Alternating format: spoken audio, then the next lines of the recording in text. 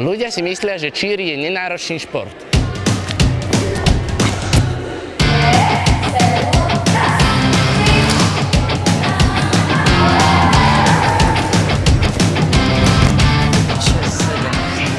V skutočnosti je to ale olympijský šport.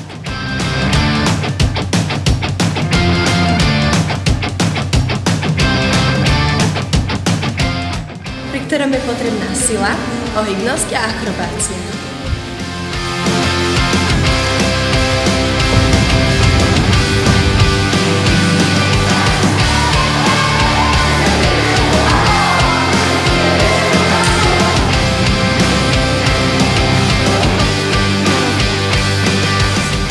Čír nás baví, lebo ho robíme spolu ako tým.